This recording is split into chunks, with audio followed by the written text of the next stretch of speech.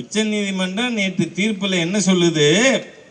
நீங்க போட்ட தனிநபர் கமிஷன் செல்லாது, வீட்டுக்கு போ. நான் சொன்னா தப்பு.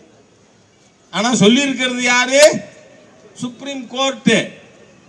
அந்த ஒரு நபர் கமிஷன் செல்லாது, நீங்க போட்ட எஸ்ஐடி செல்லாது. இது வரைக்கும் நீங்க என்ன பண்ணிருக்கீங்க? சுப்ரீம் கோர்ட் எழுப்பி இருக்கின்ற கேள்விகளுக்கு இந்த அரசாங்கம் பதில் சொல்லுமானால் அதன் அடிப்படையிலேயே ஸ்டாலின் அரசை டிஸ்மிஸ் செய்துவிட முடியும். அவங்க என்ன கேட்டிருக்காங்க? 41 பேருக்கு ராத்திரி 3-4 மணி நேரத்துக்குள்ள போஸ்ட்மார்ட்டம் பண்ணாராம்.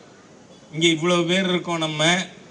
நானும் 36 வருஷமா பிஜேபியில மாவட்ட தலைவர், அதுக்கு மேற்பட்ட பொறுப்புல இருக்கேன். எத்தனையோ பேர்கிட்ட கெஞ்சி கேட்டிருக்கோம்.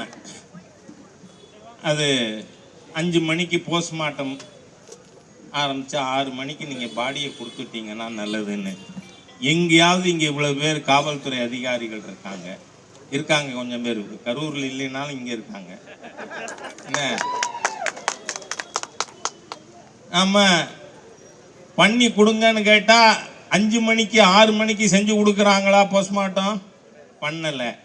ஆனா இந்த திருட்டு திராவிட முன்னேற்ற கழக ஆட்சியில, மக்கள் விரோத ஆட்சியில, பிணந்திண்ணி ஆட்சியில ஒரே ராத்திரில 41 பேர் என்ன சொல்றாங்க?